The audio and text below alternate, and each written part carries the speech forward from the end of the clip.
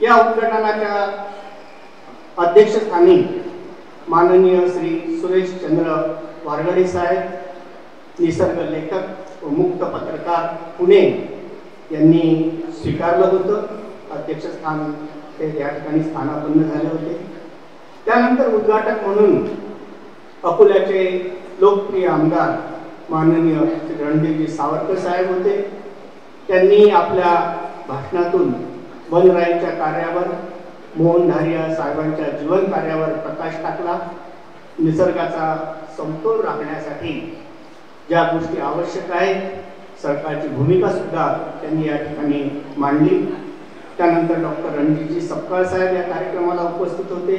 अमितजी वाडेकर, प्रशांतजी देशमुख, मधुभाऊ घारड, प्रकाशजी देठे, मांगीलाल महाले, विजय निलावार, गोविंदजी बजाज आणि ॲडव्होकेट नारायण सोमवंशी या कार्यक्रमाला उपस्थित होते.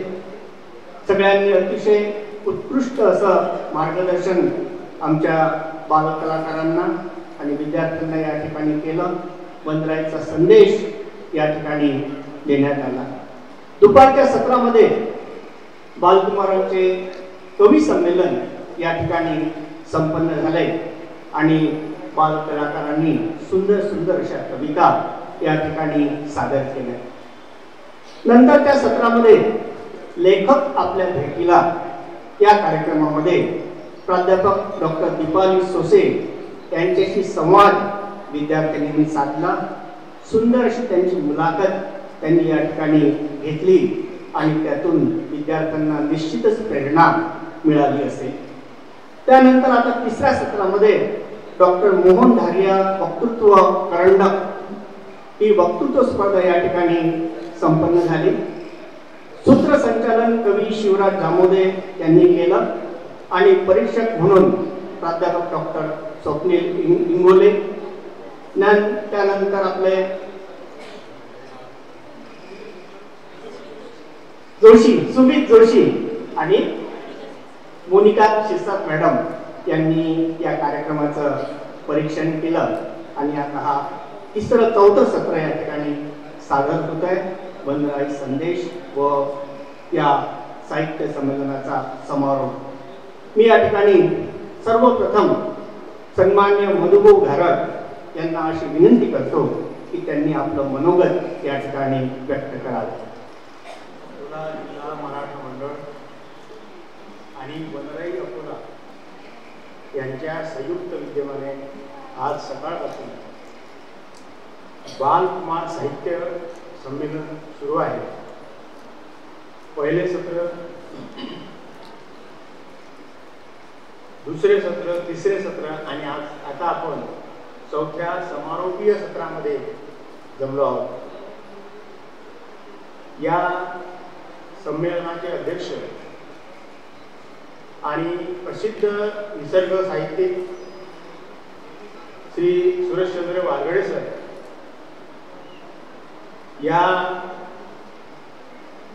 वनराई संदेश या समारोपीय कार्यक्रमाला उपस्थित प्रमुख मार्गदर्शक म्हणून माझे मित्र प्रकाश भाऊ कोहरे, दुसरे माजी उपशिक्षण अधिकारी श्री प्रकाश अंधारे, विदर्भ वैधानिक मंडळाचे माजी तज्ञ संचालक संजय भाऊ खडकर, अंधश्रद्धा निर्मूलन कार्यक्रमाचे प्राध्यापक संतोष आंबेकर सर, मराठा मंडळाचे प्रकाश पाटील साहेब, दिवाकर पाटील, डॉक्टर विवेक हिवरे, डॉक्टर विनोद बोर्डे सर आणि त्यांनी गेल्या अनेक वर्षापासून वनराईचं काम अकोला जिल्ह्यामध्ये आणि परिसरात चाललेलं आहे.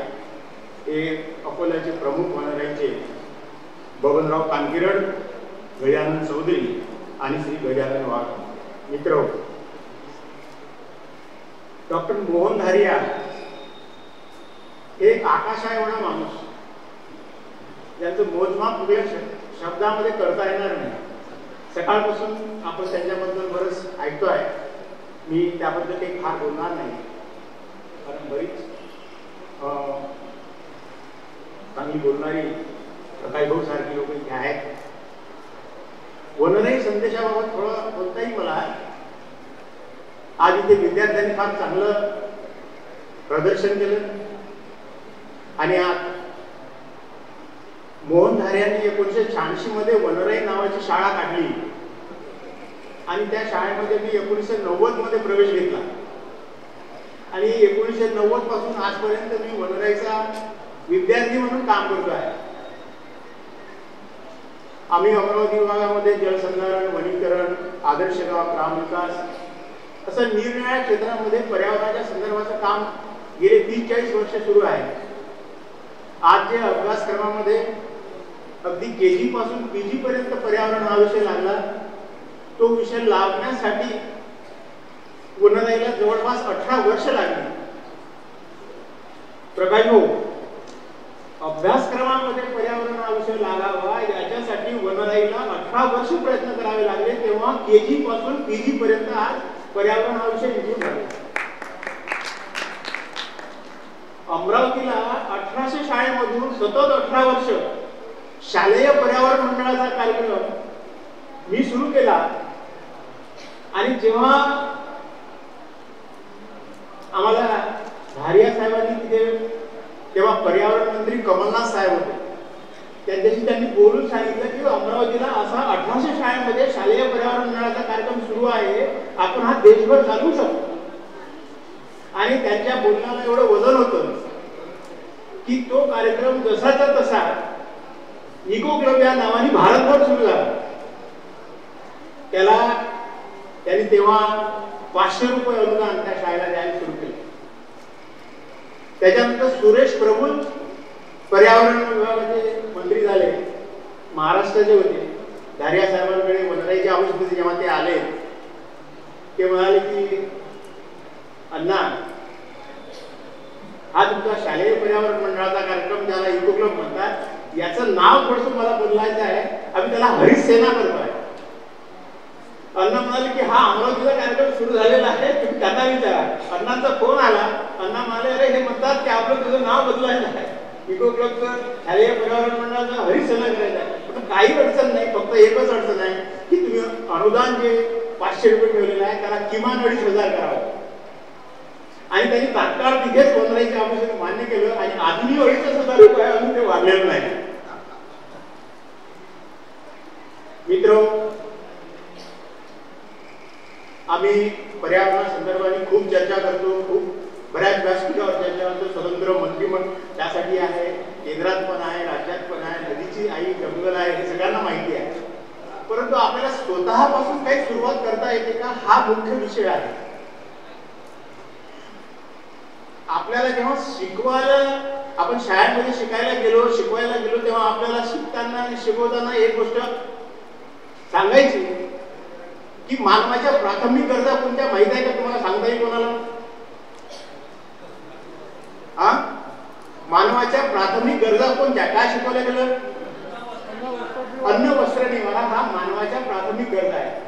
पण मला एक सांगा, अन्न न खाता अनेक दिवस उपवास करणारी लोक आहेत की नाही? पाणी न पिता आपण किती वेळ राहू शकतो? 4 तास 6 तास राहू शकतो. निवारा नसलेली लाखो लोक आज फुटपाथवर झोपताना संपूर्ण देशात दिसतात तुम्हाला. परंतु ऑक्सिजन मिळाला नाही तर आपण किती वेळ जगू शकतो? किती वेळ राहू शकतो? 2 मिनिट 3 मिनिट जर आपण ऑक्सिजन घेतला नाही तर मेंदू काम करणं बंद करतो. ही ऑक्सिजन देणारी यंत्रणा जी आहे, म्हणजे हिरव्या झाडाचं 1 स्क्वेअर सेंटीमीटर पान, त्याच्यावर जर 10 तास सूर्यप्रकाश पडला तर 650 मायक्रोग्रॅम ऑक्सिजन जनरेट करतो. म्हणजे ऑक्सिजन जर घेतला नाही आपण तर आपण जगू शकणार नाही. ते ऑक्सिजन देण्याचं काम झाडं आणि जंगलं करतात. पाणी पाडण्याचं काम झाडं आणि जंगलं करतात. पडणाऱ्या पावसाचं, ज्या झाडावर जंगलामध्ये पाणी पडत असेल तिथे पडणाऱ्या पावसाचं 100% पाणी त्या झाडाखाली जिरलं जातं. तिथे झाड असेल, वनराई असेल, भूपृष्ठावर आच्छादन असेल, तिथे पडणाऱ्या पावसाचं 100% पाणी भूगर्भात जिरतं. जे तुम्हाला नदीच्या रूपाने पुढे मिळतं, विहिरीच्या रूपाने मिळतं. आणि आपण जे अन्न खातो, तुम्ही जे गव्हाची पोळी खाता, भात खाता, भाजी खाता, हे सगळं झाडाला लागते आहे. म्हणजे ऑक्सिजन, पाणी, अन्न हे सगळं झाडापासून मिळते आहे. आणि एवढंच नव्हे तर ज्ञान देण्याची क्षमता देखील ही झाडं आणि जंगलाचीच आहे. ज्या महापुरुषांना ज्ञान प्राप्त झालं हे झाडाखाली आणि जंगलामध्ये झालेलं आहे. मी ज्ञान म्हणतो आहे, आपल्याकडे जी आहे ही माहिती आहे. We collect information, not knowledge. There is too much difference between knowledge and information. माहिती गुगल मध्ये आहे, सगळ्या प्रकारची माहिती मिळेल जगामध्ये. जगामधल्या महापुरुषांना ज्यांना ज्ञान प्राप्त झालं हे झाडाखाली आणि जंगलामध्ये. झाडांची एक भाषा आहे, ती भाषा ज्यांना कळते, तिथे एक गौतम बुद्ध, एक महावीर, एक जरथुस्त्र, एक येशू ख्रिस्त, एक गाडगे बाबा, एक तुकडोजी बाबा तयार होते. ती भाषा जेव्हा कळेल तेव्हा. आणि म्हणून आम्हाला आमच्या जगण्यासाठी, आमच्या पुढच्या पिढीसाठी, आमच्या देशाच्या विकासासाठी, आमच्या समाजाच्या विकासासाठी, आमच्या मुलांच्या विकासासाठी आम्हाला झाडांचा आणि जंगलांचा सन्मान करताच आला पाहिजे. पण दुर्दैव असं की आमच्या घरी झाड नको. आम्ही ग्रामीण भाग सोडून शहरी भागात राहायला आलो. शहरामध्ये जमिनीची किंमत फार आहे. एक इंच लढवू एवढी जमिनीची किंमत आहे. जीवाचं दान करून आम्ही, भांडण करून आम्ही आमची जमीन आणि अतिक्रमण करतो आहे. आणि या शहरी जीवनामध्ये आम्हाला आमच्या घरी झाड नको. अमरावतीला महानगरपालिका आहे, अकोल्यालाही महानगरपालिका आहे. कायदे झाडाच्या संदर्भाने तुम्हाला कायदे सांगतो काय केलेले आहेत आपण. नागरी क्षेत्रासाठी ट्री प्रिझर्वेशन ऍक्ट 1975 आहे.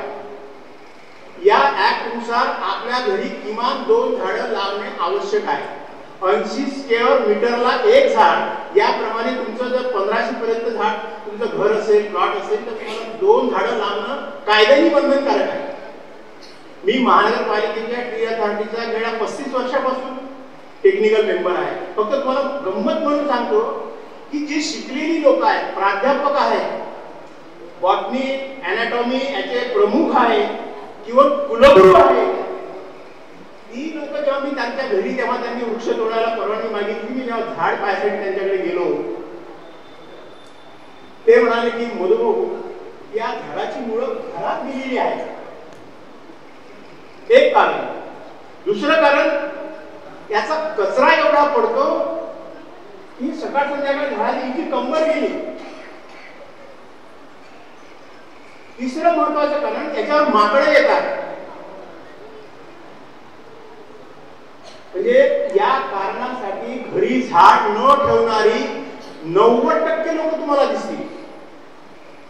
कारण काय? कारण आम्हाला झाड म्हणजे काय, जंगल म्हणजे काय याची माहिती नाही. आम्ही अक्षर साक्षर झालेलो आहोत, पण आम्ही निसर्ग साक्षर नाही.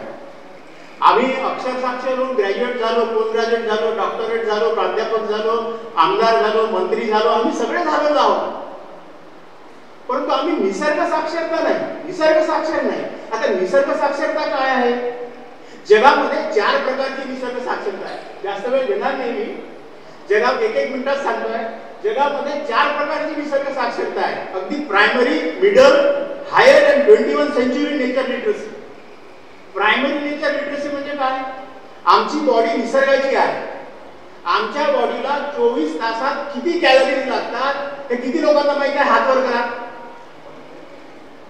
आमच्या बॉडीला आम्ही भात खाल्ला, वरण खाल्लं, 1 कप चहा केला, किती कॅलरीज इंटेक केल्या हे किती लोकांना माहिती आहे? नाही माहिती. ग्रामीण भागामध्ये 2400 कॅलरीज आणि शहरी भागामध्ये सर्वसाधारणपणे 21 कॅलरीज लागतात. मग काय खावं, किती खावं, कसं खावं नाही माहिती.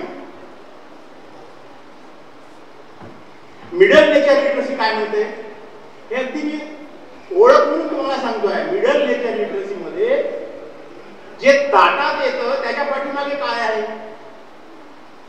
वरण भात तर आहे, पण वरण भात येतो कुठून, त्याच्या पाठीमागे काय आहे नाही माहिती. आपण सगळ्या देशातील आणि जंगलातील वाघ संपले तर काहीच बिघडणार नाही, पण मधमाशा संपल्या तर मानवाला अन्न मिळणार नाही, ही वस्तुस्थिती आहे. पण नाही माहिती आम्हाला. तिसरा नंबर काय ग्लोबल वॉर्मिंग आहे, काय ग्रीन हाऊस इफेक्ट आहे, काय लालिना आहे, काय एल्निना आहे, काही संबंध नाही. आणि चौथी निसर्ग साक्षरता जी आहे 21 सेंचुरीची 21व्या शतकाची निसर्ग साक्षरता जी आहे ती भारताने आता इंट्रोड्यूस केलेली आहे. परंतु ही निसर्ग साक्षरता शेकडो वर्षापूर्वी गौतम बुद्धांनी सांगितली. गौतम बुद्धाकडे एक भिक्खू होते. एक दिवस त्यांनी भिक्खूनी बुद्धाला विचारलं, महाराज माझं उपकरण फाटलेलं आहे, मला उपकरण घ्यायचं आहे. बुद्ध म्हणाले की तुझ्याकडे तुझं अगोदरचं उपकरण होतं ते कुठे गेलं, फाटलेलं उपकरण कुठे गेलं? ते म्हणाले की मी त्याचं पायपोस केलेला आहे. पण पायपोस आपल्याकडे होता ना, मग पायपोसाचं काय झालं? तर तो भिक्खू म्हणाले मी त्याच्या वाता केलेल्या आहेत. तेव्हा बुद्ध म्हणाले की गड्या आता तुला उपकरण घेता येईल. म्हणजे यूज अँड थ्रो नव्हे तर यूज, रियूज, रिसायकल, रिपेअर ही संस्कृतीची आम्हाला गरज आहे. आज आमच्याकडे हा पेन आहे. या पेनामध्ये कांडी जर घातली तर मी किती दिवस हा पेन चालवू शकतो.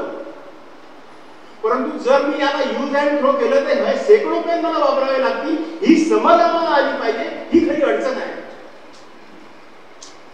माझ्याकडे जर एक सदरा आहे, 2 सदरे आहेत, 2 सदरे 4 सदऱ्यांनी मला वर्षभर चालतं. मी पुन्हा घेऊन काय ठेवायचं? कारण आम्ही महागाई वाढण्यास कारणीभूत हे देखील आम्हाला आलं पाहिजे. हा सगळ्यात महत्त्वाचा प्रश्न.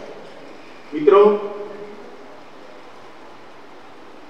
मगाशी त्या कृष्ण भक्ती मुलीने, त्या वडिलाचं नाव कृष्ण आहे आणि ती मुलीचं नाव भक्ती आहे. त्या मुलीने अतिशय चांगलं विवेचन केलं आणि मला आनंद झाला. आणि म्हणून मी तिला 500 रुपये बक्षीस याच्यासाठी दिलं की ती या वयामध्ये आता प्रकाश भाऊ म्हणाले, मी प्रकाश भाऊ म्हटलं की हे पाठांतर असलं पाहिजे. प्रकाश भाऊ झट माझ्यावर त्यांनी लगेच माझं सुधारणा केली की ते पाठांतर नाही आहे, ते उपजत आहे.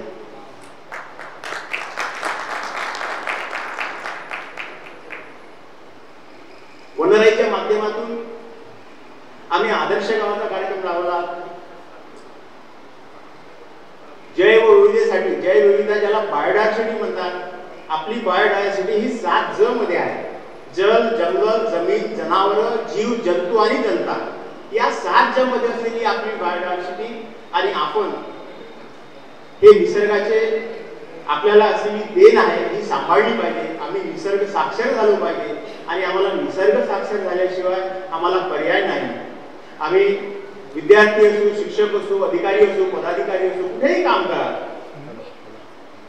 कुठेही काम करा, परंतु झाडासाठी तुम्हाला काहीतरी करावं लागेल. हा काहीतरी करण्याचा संदेश आपण स्वतःच्या माध्यमातून, इतरांच्या माध्यमातून हा पसरवण्याचा कार्यक्रम झाला पाहिजे असं सांगतो आणि थांबतो.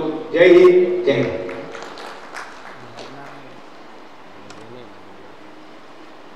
धन्यवाद प्रभू. अमरावती विभागात अतिशय उत्कृष्ट त्यांचं निसर्गाच्या संदर्भात कार्य आहे. आपण उपाशी राहू शकतो परंतु ऑक्सिजन शिवाय राहू शकत नाही. आणि रियूज, रियूज आणि रिसायकल हे होणं अत्यंत आवश्यक आहे असे विचार त्यांनी या ठिकाणी मांडले. मी त्यांना धन्यवाद देतो. त्यानंतर अकोला जिल्ह्यात सामाजिक, शैक्षणिक व सांस्कृतिक क्षेत्रात परिचित असलेले माजी शिक्षणाधिकारी आदरणीय प्रकाश अंधारे साहेब यांना मी विनंती करतो की त्यांनी आपलं मनोगत व्यक्त करावं.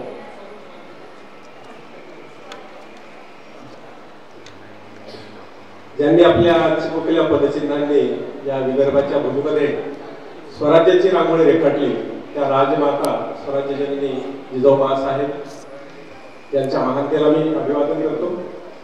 रयतेचे राजे छत्रपती शिवाजी महाराज, ज्ञानगंगेचे भगीरथ शिक्षण महर्षी डॉक्टर पंजाबराव भाऊसाहेब देशमुख यांच्याही महानतेला मी अभिवादन करतो. आज या ठिकाणी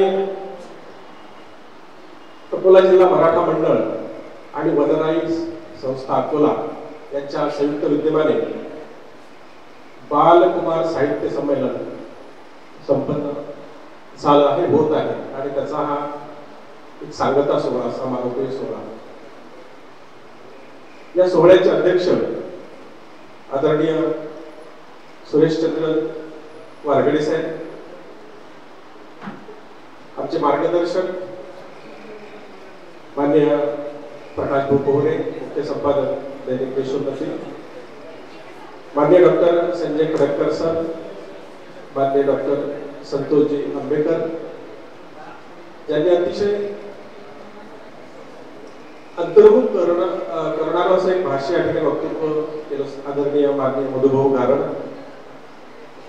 माननीय पाटे सर या संमेलनाचे स्वागताध्यक्ष आहेत, माननीय महादेवराव भुईबार काका, आदरणीय दिवाकरजी पाटील, सुप्रसिद्ध हास्य कवी आदरणीय किशोरजी बळी, ज्यांनी वक्तृत्व स्पर्धेचं संचालन केलं ते आमचे मित्र शिवराजजी जामोदे सर, आणि या आयोजनाची संपूर्ण धुरा सांभाळणारे सर्व मंडळी माननीय प्रकाश पाटील सर आहेत, विवेक हिवरे सर आहेत, डॉक्टर विनोदजी बोर्डे आहेत, आमचे मित्र बबनराव कानकिरड सर आहेत, गजाननराव चौधरी, प्राध्यापक गजानन वाघ, या स्पर्धेचे परीक्षक मोनिका गिलवाटे, मोनिका शिरसाट आणि सर्व त्यांचे सहकारी, आणि ह्या प्रशस्त अशा या सभागृहामध्ये या ठिकाणी उपस्थित काही बालवक्ते आहेत, त्यांना घडवणारे शिल्पकार, शिक्षक मित्र भगिनी आहेत, आणि साहित्य रसिक अल्पसंख्येने का होईना पण इथे उपस्थित आहेत, आपल्या सर्वांचं मी स्वागत करतो. खरं तर मी पहिल्यांदा आयोजकांचं कौतुक करेल की ही जी चळवळ आहे, साहित्य चळवळ, साहित्य संमेलन घेणं, हे फार जिकिरीचं काम झालेलं आहे. कारण एखाद्या सोहळ्याचं आयोजन करण्यामागे काय कष्ट पडतात, काय काय श्रम घ्यावे लागतात याची मला पूर्ण जाणीव आहे. म्हणून मी या सर्व मंडळींचं खूप खूप अभिनंदन करतो. आणि दुसरं अभिनंदन मी ह्या चिमुकल्या वक्त्यांचं करेन. काय सुरेख असे विचार त्यांनी मांडले त्या ठिकाणी, काय सुरेख असं त्यांचं वक्तृत्व सादर केलं, आणि बरोबर भक्तीने तर संपूर्ण सभागृह जिंकून घेतलं. भक्ती वाट असं म्हणतात की जिल्हा परिषद शाळेमध्ये शिक्षण उरलेलं नाही, परंतु ही जर चमकणारी वीज जर पाहिली भक्तीच्या रूपात तर कोणी असं म्हणणार नाही. तिच्या शिक्षिका आहेत त्या इथे भक्ती गेल्या, खूप सुरेख असं वक्तृत्व या ठिकाणी या चिमुकल्यांनी सादर केलेलं आहे. मला एक विसंगती दिसली या ठिकाणी. विसंगती म्हणजे प्रमाण जर पाहिलं तर जामोदे सर मुलांचा किती सहभाग होता आणि मुलींचा, प्रामुख्याने मुलींचा सहभागी दिसल्या मला, प्रामुख्याने मुली होत्या. आणि हे जे प्रमाण, घटतं प्रमाण आहे, हे चिंतेचं म्हणजे चिंतनीय आहे, अतिशय चिंतेची बाब आहे की मुलांचा हा जो सहभाग आहे, अतिशय उदासीनता मुलांमध्ये निर्माण झाली आहे. बहुकाळ डिग्रसला राज्यस्तरीय शिक्षकांचं, मराठी शिक्षकांचं कृतीसत्र होतं. आपण अकोल्याला जेव्हा कृतीसत्र घेतलं होतं 2011 साली 450 शिक्षकांची नोंदणी होती आणि 3 दिवसाचं ते संमेलन होतं आणि 3ही दिवस त्या कृतीसत्रामध्ये संपूर्ण शिक्षकांची उपस्थिती होती. आणि कालचं चित्र अत्यंत दयनीय होतं. काल केवळ 92 शिक्षकांची नोंद झाली होती, केवळ 92 शिक्षक. आणि सकाळच्या सत्राला तर 10-12 शिक्षक होते. विद्यार्थी त्या शाळेत तिथे होते म्हणून ते सभामंडप तो भरलेला दिसत होता. अतिशय चिंतेची बाब आहे की राज्यस्तरीय मराठी विषयाचं, भाषा विषयाचं कृतीसत्र होते, त्यामध्ये चांगले विचारवंत शिक्षक, अतिशय अभ्यासू शिक्षकांचे सादरीकरण असतात, शोध निबंध असतात, अनुभवाची देवाणघेवाण असते, आंतरक्रिया असतात. आणि अशा राज्यस्तरीय या कृतीसत्रामध्ये किमान परिसरातल्या शिक्षकांची उपस्थिती असू नये ही खरोखर अतिशय चिंतेची बाब आहे. दुसरी गोष्ट भाऊ, मी आता शिवाजी संस्थेमध्ये शाळा निरीक्षक म्हणून काम करतो. मी जेव्हा शाळा भेटीला जातो, शिक्षकांची जेव्हा मीटिंग घेतो, पहिला प्रश्न मी शिक्षकांना हा विचारतो की पुस्तक कोणतं वाचताय तुम्ही. सर्व शिक्षक खाली मागला तर क्वचितच एखादा हात वर होतो. मागच्या वर्षी मी कंपल्सरी एक उपक्रम शाळेत राबवला की सर्व शिक्षकांनी वाचलं पाहिजे. मी प्रत्येक मीटिंग मध्ये आढावा घेईन आणि त्यांच्यासाठी वक्तृत्व स्पर्धा शिक्षकांसाठी ठेवली. मी वाचलेले पुस्तक आणि त्यातील मानवी मूल्य आणि या विषयावर मी गेल्या वर्षी अकोला आणि बुलढाणा जिल्ह्यातील 350 शिक्षकांची स्पर्धा घेतली आणि त्याचं व्हिडिओ रेकॉर्डिंग केलं. त्या निमित्तानं का होईना जबरदस्तीने शिक्षकांकडून मी पुस्तक वाचून घेतली आणि त्यांचं वक्तृत्व या माध्यमातून मला 2 गोष्टी दिसल्या की शिक्षकांचं वक्तृत्व आणि शिक्षक किती वाचनाच्या दृष्टीने किती उत्सुक आहेत, किती उत्साही आहेत. आणि कंपल्सरी नाही, मला माहिती काही गोष्टींच्या सवयी ह्या जबरदस्ती लावाव्या लागतात. चांगल्या सवयी ह्या सक्तीने त्यांच्यामध्ये रुजवावं लागतात. आणि म्हणून प्रत्येक मीटिंग मध्ये माझा पहिला प्रश्न हाच असतो की या महिन्यात तुमचं पुस्तक कोणतं वाचणं सुरू आहे. आणि प्रामुख्याने किमान 10% 15% शिक्षक वाचायला लागेल. अजूनही 90% शिक्षकांना असं वाटतं की हे काहीतरी आमच्यावर लादण्यासारखं होतं. आणि मी तर म्हणतो जो वाचत नाही तो शिक्षकच कसा. संदर्भ ग्रंथ वाचत नाही, स्वतःची पुस्तकं नाही. आणि त्यावरही कळस म्हणजे जेव्हा मराठी भाषेचा किंवा इंग्लिश विषयाचा हिंदी विषयाचा जेव्हा पिरियड असतो त्या पिरियड मध्ये शिक्षकाच्या हातात जे पुस्तक असते ते कुठल्या तरी शिक्षकाचं पुस्तक, विद्यार्थ्याचं पुस्तक असतं. म्हणजे स्वतःची पुस्तकं भाषा आपल्या भाषा विषयाची पुस्तकं सुद्धा शिक्षकाजवळ नसावीत ही अतिशय दयनीय, चिंतनीय, दुर्दैवाची बाब आहे. असं दुर्दैवाने म्हणावं वाटतं. आता ही एक साहित्य चळवळ आहे ज्या माध्यमातून किमान एवढे वक्ते तरी आपली एक ओळख निर्माण करणारी आहे. आज हे सभागृह पूर्ण दिवसभर भरून असायला पाहिजे. कानकेर सरांनी त्यांच्या ह्या सगळ्या मंडळींनी मला तरी असं वाटतं की 50-60 शाळांशी संपर्क केला असेल तेव्हा कुठे हे 15-20 विद्यार्थ्यांचा हा सहभाग झाला. तर ही जी दिवसेंदिवस वाढत चाललेली जी उदासीनता आहे ही निश्चितच सामाजिक विकासाच्या दृष्टीने, सामाजिक परिवर्तनाच्या दृष्टीने निश्चितच एक चिंतेची बाब आहे. तर खरोखर एक साहित्य संमेलन नसून वनराई संस्थेनं ज्यांची जन्मशताब्दी आहे पद्मविभूषण डॉक्टर मोहन धारिया यांच्या स्मरणार्थ एक महान व्यक्तिमत्व मोहनजी धारिया त्यांच्या आहे, त्यांनाही मी आदरांजली या ठिकाणी अर्पण करतो. त्यांनी जी वनराईची चळवळ राबवली त्यामध्ये मला असं वाटतं श्रीधर परदेशी सर जेव्हा इथे कलेक्टर होते अकोला जिल्ह्यामध्ये आपण 32,000 वनराई बंधारे बांधले होते नदीवर पण विना खर्चातून. आणि ही चळवळ मोहनजी धारियांनी पूर्ण महाराष्ट्रभर राबवली तेव्हा 3.5 ते 4 लाख बंधारे आपल्या पूर्ण महाराष्ट्रामध्ये बांधल्या गेले होते. तर त्यांच्या स्मरणार्थ त्यांनाही खऱ्या अर्थाने चांगली आदरांजली या ठिकाणी या मंडळीच्या माध्यमातून या कुमार बाल साहित्याच्या माध्यमातून इथे अर्पण करण्यात आले. मी सर्वांचं पुनश्च एकदा अभिनंदन करतो.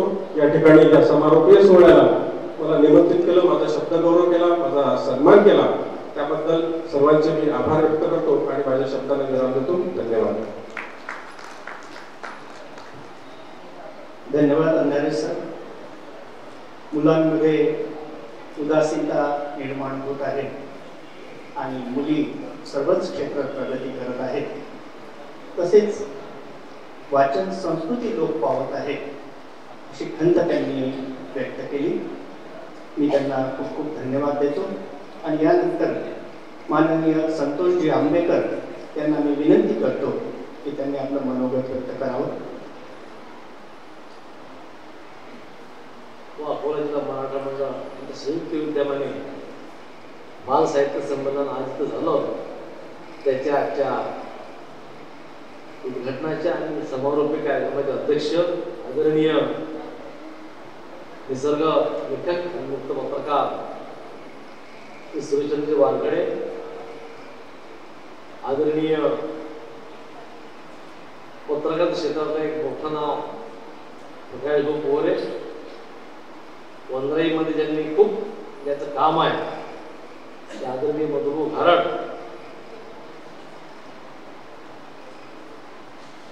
वैधानिक विदर्भ मंडळाचे माजी तज्ञ संचालक आमचे मित्र डॉक्टर संजय खडक्कार, ज्येष्ठ कृषी कीर्तनकार महादेवजी भुईबा,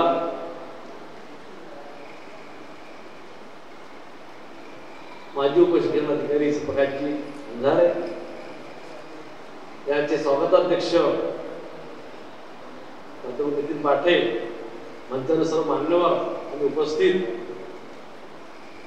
विद्यार्थी आणि बंधू भगिनींनो, अगदी थोडक्यात मी माझं मनोगत मांडणार आहे कारण की वेळ खूप झालेला आहे. परंतु प्रभूपतीने काही बोललं पाहिजे, नाही बोललं तर मग ती नाराज झालं कसं वाटायला नको म्हणून फक्त मी उभा आहे. दिवसभर अतिशय चांगला कार्यक्रम झाला. तुम्ही तर वृक्षदिंडी काढली, बालसाहित्य संमेलन घेतलं,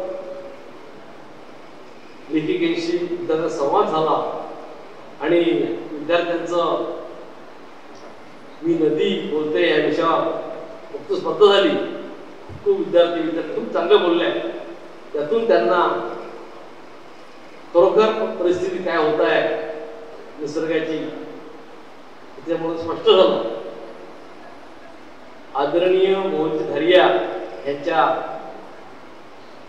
जन्मदिवसा निमित्तानं कार्यक्रम घेतला. नवीन पिढीला असल्यामध्ये मोहन धारिया नाव माहीत नसेल, हा काही लोकांना माहीत असेल, नवीन मुलाच्या विद्यार्थ्यांना नवीनच माहीत नसेल. पण मोहन धारिया यांनी स्वातंत्र्यपूर्व काळापूर्वी लोकसेना नावाची एक संस्था स्थापन केली, युवकांना संघटित केलं आणि देशाच्या स्वातंत्र्यासाठी लढा दिला. त्यातूनच पुढं ते समाजकारणात आले, राजकारणात आले. ते केंद्रामध्ये एक खात्याचे मंत्री होते, केंद्रीय राज्य नियोजन मंडळ जे होतं केंद्राचं, भारत सरकारचं देशाचं, त्याचे उपाध्यक्ष होते. देशाच्या नियोजनाची जबाबदारी त्यांच्यावर होती आणि त्याने विविध भूमिकेतून कार्य केलं. त्यांना अनेक पुरस्कार मिळाले. त्यांना 2005 साली पद्मविभूषण हा पुरस्कार मिळाला. कारण त्यांनी केलेलं कामच एवढं महान होतं. त्यांनी अनेक विषय हाताळले, पण त्यांनी हाताळलेला महत्वाचा विषय म्हणजे पर्यावरण संवर्धन. आपण त्याला आज नाव दिलं. त्या काळात त्यांच्या लक्षात आलं की अनेक लोकांना प्यायला पाणी नाही आणि चैनी लोक, श्रीमंत लोक वाटप घेऊन लाखो रुपये, लाखो करोडो लिटरचा उपयोग करतात आणि सामान्यांना पाणी मिळत नाही. ते उन्हाळ्यात पाण्यात तडपडतात, शेतकऱ्याच्या शेतीला पाणी मिळत नाही.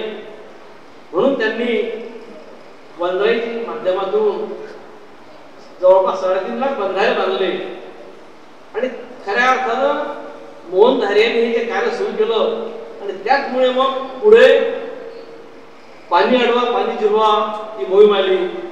लोकांना पाण्याचं महत्व कळायला लागलं. नाहीतर पाण्याचं महत्वच आपल्याला नव्हतं. आणि आजही आपण पाहतो की हॉटेलमध्ये आपण जातो, पाणी पितो, दुसऱ्या दिवशी अर्धा ग्लास पितो, अर्धा ग्लास फेकून जातो.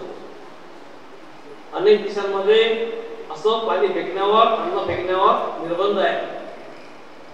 तोच पॅटर्न आपण स्वीकारला पाहिजे. तर पाण्याचं नुकसान, अन्नाचं नुकसान म्हणजे हे जे आपली मूळ आहे, जी आपली संपत्ती आहे, ते नुकसान आहे. ते नुकसान आपण टाळलं पाहिजे. आणि इथं मुलांना आता फार कमी निघून गेली. मुलांसाठी सांगितलं असतं तर प्रत्येकानं आपल्यामध्ये एवढंच पाहायचं की मला पर्यावरण संवर्धन करायचं आहे. म्हणजे काय करायचं आहे तर झाड लावू नको, कमी तोडू नको. ज्यांना झाडं लावणं शक्य आहे त्यांनी झाडं लावावी आणि झाडात संवर्धन करावं. कारण झाडं आपल्याला प्राणवायू देतात आणि पर्यावरणाचं हे जे महत्व आहे, झाडांचं महत्व, जमिनीत धूप थांबवतात. त्यामुळे मोठे येणारे पूर येऊ शकत नाहीत आणि पडणाऱ्या पाण्याचं जमिनीत मुरलं तर त्यामुळे जमिनीतून पाण्याची पातळी वाढण्यास मदत होते. आता आपण पाहतो की पाण्याची पातळी खूप खाली गेलेली आहे. कारण पाण्याचा आपण प्रचंड उपयोग केलेला आहे. ज्याने त्यानं बोर घेतलेला आहे, त्याला वाटतं बोर मधून किती पाणी काढतो किती नाही, याचा काही निर्बंध राहिलेला नाही. पण आता याची गरज आहे की आपण पाण्याचं संवर्धन केलं पाहिजे. या आतापर्यंत युद्ध झाली, युद्ध पाकिस्तानला भारतात थोडा भाग घ्यायचा, चीनचा भाग घ्यायचा, आपण त्यांचा घ्यायचा, यावर झाली असेल. पण ह्यापुढे होणारे जे युद्ध असतील ती पाण्यासाठी असतील. कारण पाणी दुर्मिळ संपत्ती आहे. तिचं जर आपण जतन केलं नाही तर येणारा काळ आपल्याला माफ केल्याशिवाय राहणार नाही. आजच्या दिवशी त्यांना बक्षीस मिळतील त्यांचं मी अभिनंदन करतो आणि पर्यावरण संवर्धनाचं महत्त्व प्रत्येकाने आपल्या परीने स्वतः आपल्या आचरणात आणावं, इतरांना सांगावं ही सांगतो आणि थांबतो. जय जय महाराष्ट्र. धन्यवाद आंबेकर सर. त्यांनी मोहन धारिया यांच्या जीवन कार्यावर प्रकाश टाकला आणि वृक्षतोड फार मोठ्या प्रमाणात होत आहे, ती थांबवली पाहिजे असे विचार त्यांनी त्या ठिकाणी मांडले. मी त्यांना धन्यवाद देतो. यानंतर वैधानिक विकास मंडळाचे माजी सदस्य तथा वर्तमानपत्रातून आपल्या सामाजिक आणि देशातील ज्या समस्या आहेत त्यावर प्रकाश टाकणारे, ॲनालिसिस पृथक्करण करणारे तज्ज्ञ डॉक्टर संजय खडककार यांना मी विनंती करतो की त्यांनी मनोगत व्यक्त करावे. सर्वांना नमस्कार. अकोला जिल्हा मराठा मंडळ व वनराई अकोला यांच्या संयुक्त विद्यमाने पद्मभूषण डॉक्टर मोहन धारिया जन्मशताब्दी निमित्त आपण बाल कुमार साहित्य संमेलन जे आयोजित करत आहोत त्याचा आज समारोपीय कार्यक्रम. इकडे रिकाम्या खुर्च्या बघून निश्चितपणे वाटतं की हा समारोपीयच आहे कार्यक्रम. परंतु सर्वप्रथम मी वनराईचं इथल्या शाखेचं पवनराव तानकिरड, प्रकाश पाटील या सगळ्यांचं मी खूप मनापासून अभिनंदन करतो की याची गरज होती. आज मुलांसाठी जे कार्यक्रम आहे, कारण मी शिक्षकी पेशामध्ये असल्यामुळे आपण मोठे मोठे संमेलन पाहतो, पण विद्यार्थ्यांसाठी हा कार्यक्रम विशेषतः आयोजित करणं माझ्या दृष्टीने महत्त्वाचं आहे की कारण हे विद्यार्थीच हे भारत घडवणार आहे. उद्याचं जे भारताचं भवितव्य आहे हे फक्त विद्यार्थी आणि विद्यार्थ्यांच्या हातात आहे आणि त्यांच्यासाठी आपण हे संमेलन घडवलं, त्यांना प्रेरणा देण्यासाठी आपण हा कार्यक्रम आयोजित केला. म्हणून तुमचं सगळ्यांचं मनपूर्वक पहिले अभिनंदन करतो. आज इथे मंचावर उपस्थित या समारोपीय कार्यक्रमाचे अध्यक्ष, संमेलन अध्यक्ष माननीय श्री सुरेशचंद्र निवृत्ती वानखडे साहेब, देशोन्नतीचे मुख्य संपादक प्रकाशजी पोरे साहेब, मंचावर उपस्थित मधुभाऊ खारड, मला वाटतं हे यांनी मोहन धारियांची एक चांगली साथ देऊन मला वाटतं विदर्भाचे आपण मोहन धारिया तुम्हाला म्हणू शकतो. यांचं काम निश्चितपणे वाखाणण्याजोगं आहे, कारण आता मला वाटतं समाज कार्य करणारे फार कमी लोक लागले आहेत. पोरे साहेबांना नक्की माहिती कार्य करणारे आता कोणी नाही, प्रोपोगंडा करणारे जास्ती आहे. त्यामुळे असे लोक भेटले तर निश्चितपणे छान वाटतं. मंचावर उपस्थित शिवाजी शिक्षण संस्थेचे माजी अध्यक्ष आदरणीय महादेवराजे भुजबळ साहेब, मंचावर उपस्थित आजच्या संमेलनाचे स्वागताध्यक्ष प्राध्यापक नितीन वाटे, मंचावर उपस्थित आमचे मित्र आणि समाज उपकार कार्यक्रमाचे मार्गदर्शक प्राध्यापक संतोषजी आंबेकर, आमचे मित्र विवेकजी हिवरे. आज वनराईतर्फे आपण कार्यक्रम घेतोय. सर्वांना कल्पना आहे की माझ्या मते की मानवी जीवनात जे काही दुःख आपल्याला आले आहे हे दुःख फक्त जसं गायक साहेबांनी सांगितलं आपली निसर्गाची निरक्षरता जी आहे निसर्गाप्रती त्यामुळे मॅक्झिमम निर्माण झाले. आणि आज या मुलांसमोर, आता मुलं निश्चितपणे कमी आहे, पण या मुलांसमोर हे मांडणं फार जरुरीच आहे की निसर्ग वाचवला तरच आपण वाचू शकतो. ही जी थोडीफार या कार्यक्रमातर्फे जी रूपरेषा होती मला वाटतं, कारण मी नदी बोलते हा कार्यक्रम मी ऐकला आणि मला वाटतं केळीवेळी असेल, बपोरी असेल, गांधीग्रामची एक मुलगी फार सुंदर बोलली. अशा काही विद्यार्थ्यांनी म्हणजे कुठेतरी आशा वाटते. थोडंफार निराशेचे बोलण्यात येतात की नाही आता आजकालची पिढी पुढे काय जाईल, पण मला वाटतं निश्चितपणे या पिढीकडे पाहून, या मुलांकडे पाहून आणि प्रामुख्याने मुलींकडे पाहून, कारण मुलींचं प्रमाण इथे जास्ती आहे, तर निश्चितपणे आपल्या भारताला एक चांगलं उज्ज्वल भविष्य आहे. कारण पॉझिटिव्ह थिंकिंगच मला वाटतं आपल्याला समोर नेणार आहे. आणि निश्चितपणे हे मुलं, कारण एखादा एकच नेता लागतो, एखाद्या चळवळ करायची असेल तर त्याच्या सगळीजण लागत एकच नेता लागतो. त्यामुळे त्या नेत्यामुळे मला वाटतं की देश पुष्कळ समोर जातो.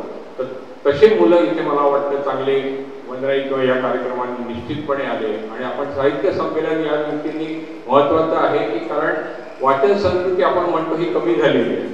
थोडीफार मला वाटतं निश्चितपणे कमी झाली, पण एवढी कमी नाही झाली. कारण आमचा काळ जेव्हा होता तेव्हा 100% आम्हाला पुस्तकावर डिपेंडेंट राहायला लागलं. तरी म्हणत का 80 वर्षाचं तुम्ही झालं, 60 वर्षाचं झालं, आता झालं माझं काम संपलं.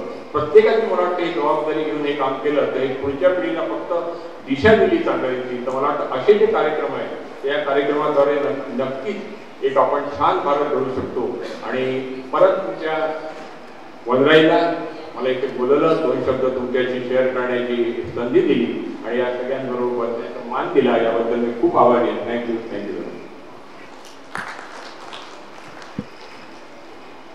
धन्यवाद सर. वाचनाला तडा जाऊ देऊ नका आणि आठवड्याला एक पुस्तक तरी वाचा असा संदेश खडककर सरांनी दिलेला आहे. यानंतर सावित्रीबाई फुले गौरव ग्रंथ या ग्रंथाचं सहसंपादन आदरणीय प्रकाशजी अंधारे यांनी केले आहे. त्याची एक प्रत त्यांना आदरणीय वारखडे साहेबांना भेट द्यायची आहे. मी विनंती करतो की त्यांनी त्यांना ती भेट द्यावी. फोटो घ्या कृपया.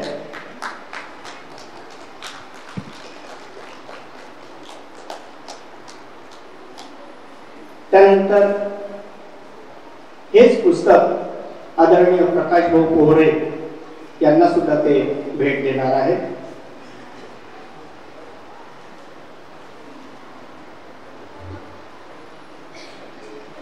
सावित्रीबाई फुलेंच्या जीवन कार्यावर टाकणारे हे पुस्तक.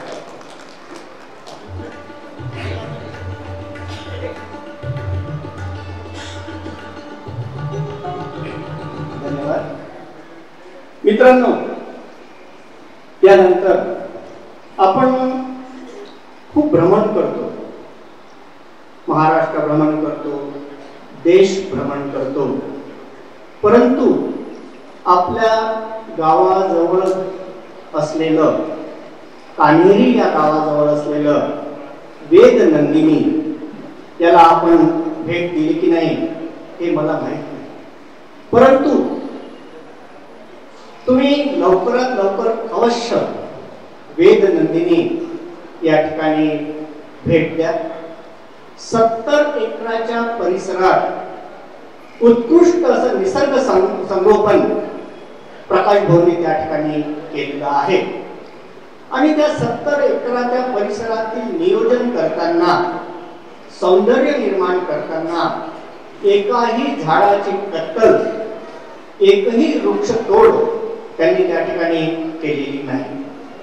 करमणुकीच्या साधनांसोबतच प्रबोधनाचं कार्य, आरोग्य संपन्न तुमच्या शरीरात कितीही विषाणू असो, तुमचं बीपी वाढलेलं असो, कोलेस्टेरॉल असो, हे त्या ठिकाणी कमी करण्याचं काम त्या आरोग्य शिबिराच्या माध्यमातून त्या ठिकाणी गॅरंटीने केल्या जाते. अतिशय सुंदर असा निसर्गरम्य असा परिसर आहे. त्याला आपल्या शाळेची ट्रिप घेऊन जा, आपण स्वतः त्याला अवश्य निश्चित भेट द्या. प्रकाशभाऊ पोहरे हे या मराठा मंडळाचे माजी सचिव होते, माजी अध्यक्ष होते.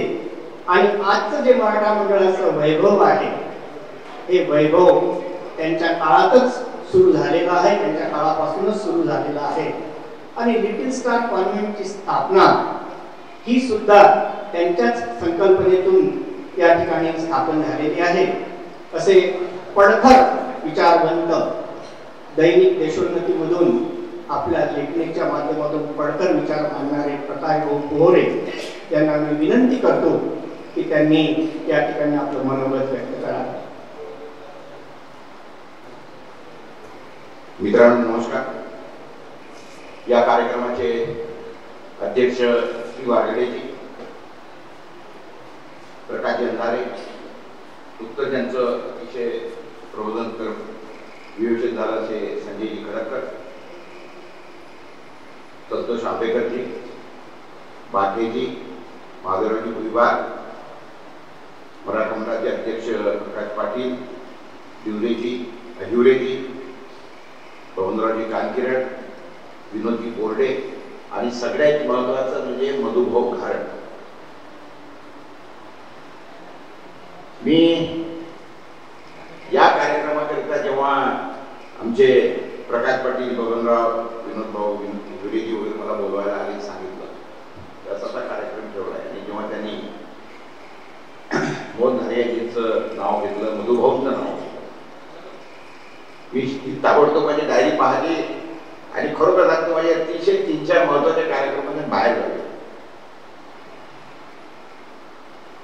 परंतु मोहन धारिया आणि मधु घारट यांच्यासाठी मी काहीही करायला तयार, काहीही. हे का करायला तयार हे सांगणं गरजेचं आहे आणि नंतर मी माझं बाकी करू. या महाराष्ट्रावर नव्हे तर अख्ख्या देशावर ज्या माणसाने उपकार केला असं नाव आहे मोहनजी धारिया. तुम्हाला माहित नसेल की त्या माणसामुळे काय झालं आणि त्या माणसाची माझी जी काही भेट घालून दिली त्या माणसाचं नाव आहे मधुभाऊ घारट. म्हणून मधुभाऊ घारट मला काहीही सांगितलं तरी मी ऐकायला तयार. मी मुद्दाम ते एक सांगतो. एकदा असे मधुभाऊ घारटची आपली जुनी मैत्री एका कार्यक्रमाकरता ते आले होते, चर्चा निघाली आणि त्यावेळेला त्यांनी बघितलं की मी जे देशोन्नतीमधून ते शेतकऱ्यांच्या आत्महत्या लिहितोय, अमुक करतो, तमुक करतो, त्यावर खूप चर्चा झाली आमची. 2001 ते 2007 पर्यंत मी सातत्याने शेतकऱ्यांच्या ज्या आत्महत्या होत होत्या त्यांची रोजची माहिती टाकत, किती कोणी आत्महत्या केली, का केली, त्याची आकडेवारी टाकायला सुरुवात केली की काल इतके झाले, आज इतके झाले, मागच्या वर्षी इतके झाले, या महिन्यात इतके झाले, टोटल इतके झाले. 7 वर्ष मी लिहित होतो सातत्याने त्याची आकडे. आणि ती चौकट दरवर्षी वाढत होती की 2001 चे इतके, 2002 चे इतके, 2003 चे इतके, या मागच्या वर्षी जितके, चालू महिन्यात इतके, आठवड्यातले, हे सगळं टाक. आणि मधुभाऊनी जेव्हा त्या सगळ्या गोष्टी पाहिल्या ते म्हणे, भाऊ हे तुम्ही पंतप्रधानाकडे का नाही घेऊन जात? तर त्यांच्या वेळेचं काम आहे. मी म्हटलं मधुभाऊ आता आपला काय पाठ लागतो तिथे, आपला पाहिजे एक छोटा पत्रकार आणि तिथे कसं जाणार? ते म्हणे तुम्हाला एकच मनुष्याच्यासाठी मदत करू शकतो आणि त्याचं नाव आहे मोहन धारिया. म्हटलं मग माझी काही त्यांची परिचय नाही आहे. ते म्हणे ते काम माझ्याकडे आहे. आणि मधुभाऊ घारट त्याच्याकरिता स्वतः पुण्याला गेले. मोहन धारियाजींना त्यांनी हा विषय सांगितला. धारियाजींनी मला ताबडतोब फोन केला आणि मधुनी मला जे सांगितलं ते फार गंभीर आहे प्रकाश. आणि म्हणे एक आत्महत्या झाली होती म्हणे, त्यावेळेला म्हणे अंतुलीनी म्हणे पूर्ण महाराष्ट्र राज्याचं 70 कोटी कर्ज होतं त्या जमान्यात म्हणे पूर्ण माफ केलं म्हणे. आणि हे मधु मला सांगतोय म्हणे की एवढ्या आत्महत्या होत्या, फार गंभीर आहे विषय. आणि तुम्ही काय करताय म्हणे या सगळ्या संदर्भामध्ये? तुम्ही ताबडतोब पंतप्रधानांना सांगितलं पाहिजे. मी म्हटलं साहेब ते बरोबर आहे, परंतु आता एवढं आपण लिहितो त्याची कुणी दखल घेत नाही. म्हणजे हे बघा, पंतप्रधानांसोबत तुमची भेट घडवून आणणे हे काम माझं, परंतु मला त्यातलं काही माहित नाही. तुम्ही वनराईवरचा मनुष्य आहे, वनाचं काम करेल, पण हा जो तुमचा विषय आहे त्याचा मला काही माहित नाही. हे सगळं सांगायचं, मांडायचं काम तुम्हाला करावं लागेल एवढं मी सांगतो. पण तुमची अपॉइंटमेंट करा. 3च दिवसामध्ये मला फोन आला पंतप्रधान कार्यालयात की आदरणीय पंतप्रधान आपल्याला भेटू इच्छिता, आपण कधी येऊ शकता? मी म्हटलं साहेब तुम्ही म्हणाल तर मी उद्या येतो, घेऊन ये टाइम. कारण मला लक्षात आलं की चाबी फिरली आहे. धारियाजींनी चाबी फिरवली आणि मग 2च दिवसानंतर अपॉइंटमेंट ठरली. 2च दिवस मग साहेब धारियाजींना सांगितलं, मधुभाऊंना सांगितलं आणि त्याच्यानंतर ती भेट ठरली ऐतिहासिक. आणि मी पहिल्यांदा मोहन धारिया माणसाला दिल्लीत भेटलो, पहिल्यांदा आयुष्यात. ज्या माणसाचा माझा परिचय नाही, परंतु तो मनुष्य शेतकरी आत्महत्या या विषयासाठी आणि प्रकाश कोरेसारखा एक सामान्य पत्रकार हा विषय मांडतो, त्याच्यासाठी पंतप्रधानांना विनंती करून ती वेळ ठरवतो, ही अद्भुत बाब. पंतप्रधानांसोबत आमची मीटिंग सुरू झाली. वेळ ठरली की 40 मिनिटांनी मधुभाऊ, 40 मिनिटं. भारताचा पंतप्रधान प्रकाश कोरे सारख्या माणसाला 40 मिनिटं देतो आणि ती वेळ 2 तास 40 मिनिटं झाली. हा इतिहास आहे. 2 तास 40. प्रेझेंटेशन सुरू झालं भेटीनंतर.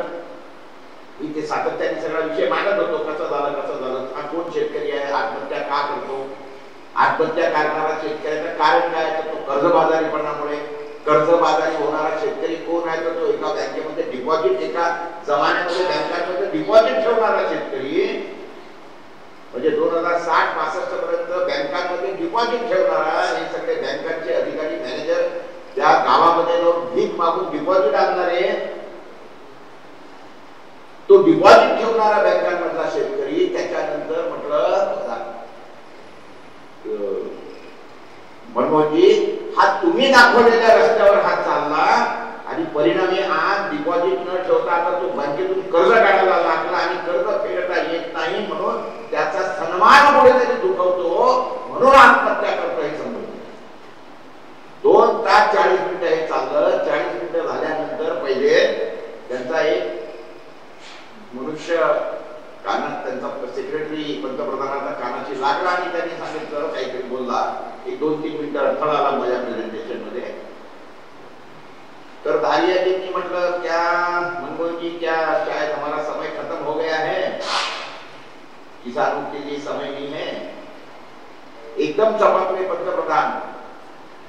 त्या 40 मिनिटांमध्ये धारियाजींनी 2-3दा म्हटलं, नाही आपको ये सुनना पडेगा, कुछ करना पडेगा. आणि भारताचा पंतप्रधान त्यांना हात जोडून विनंती करतो, नाही धारियाजी, मैं सुंदरा होना, मैं करता होना, मुझे थोड़ा समय दीजिए, थोड़ा समय दीजिए. काय म्हणलं त्या 40 मिनिटात जेव्हा धारियाजींनी असं म्हटलं, त्यावेळेला मनमोहनसिंहनी म्हटलं, नहीं नहीं, वो बहुत गंभीर विषय है, बोरे जी बहुत अच्छी तरह से समझा रहे हैं, वो पता नहीं आया था कि वो अगली मीटिंग का समय हो गया, मैंने बता दिया कि वो कैंसिल करवा दो, अपोस्टपोन करो अगली तारीख. बोरेजी आज चालू काम तर पुन्हा चालू झालं. आणि त्याच्यानंतर जवळपास अजून एखाद्या तासानंतर पुन्हा खंड पडला, पुन्हा 2 मनुष्याला, पुन्हा बुलबुलला, पुन्हा 2-4 मिनिटाचा खंड पडला. मग मात्र धारियाजी म्हटले की नहीं, अभी ऐसा करो, बोरेजी अभी बंद कर दो, शायद अभी बहुत ही समय हो गया है, तो अभी बंद कर दो. पुन्हा मनमोहन सिंह ने रहा, धारियाजी ऐसी कोई बात नहीं है, विषय गंभीर चल रहा है, तो ये बताने आया है कि खाने का समय हो गया है, तो खाना खा, कैसा लगे खाने को. एकदम धारियाजी कड़ा, अरे हमारा अन्नदाता मर रहा है, एक दिन हमने नहीं खाना खाया तो नहीं खाने का, हमको नहीं खाने का. मनमोहन जी म्हणाले, धारियाजी आपका ठीक है, लेकिन मैंने भी बोले धारियाजी की गोली ले ली है और हमारे कोहरे जी हमारे मेहमान हैं, उनको तो खिलाना पड़ेगा ना, ऐसा मत करिए, खाना तो खाएंगे. अच्छा, हम एक काम करते हैं, चलो समय नहीं जाना चाहिए, चलो खाने की थाली यही भेज दिला. त्या इतिहासामधल्या त्या रूम मध्ये पहिल्यांदा आयुष्यामध्ये तिथं सगळी जेवणाची ताटं आली आणि त्याच टेबलावर जेवण लागली धारियाजी अनुभव. त्याच्यानंतर जेवण झाल्यानंतर ही चर्चा चालू होती आणि नंतर पुन्हा प्रेझेंटेशन चालू केलं, सगळं सांगितलं, सगळा विषय झाला. आणि त्याच्यानंतर मग धारियाजींनी म्हटलं की अभी हो गया है, अभी आपका समाधान हो गया है, अभी आप कर्जा माफी दे दो, पूरा कर्जा माफी. धारियाजी, कर्जा माफ इतना मुझे देखना पड़ेगा, मुझे कुछ नहीं, समय वमय कुछ नहीं, आप ही जाहिर करो. पंतप्रधान धारियाजी, मेरी बात सुनिए, मैं आपको विनंती कर रहा हूं. आजचे पंतप्रधान आणि ते पंतप्रधान जेव्हा मी तुलना करतो त्यावेळेस मला असं वाटतं की काय माणूस होता. मनमोहन सारखा मनुष्य हात जोडतोय 2-2दा 3-3दा आणि अशा माणसावर धारियाजी दाफरले. नहीं, ऐसा कैसा कर रहे, वो आपको करना पड़ेगा, माफ करना पड़ेगा. 4-4दा 5दा हात जोडताय. या सगळ्या संभाषणादरम्यान 2-3दा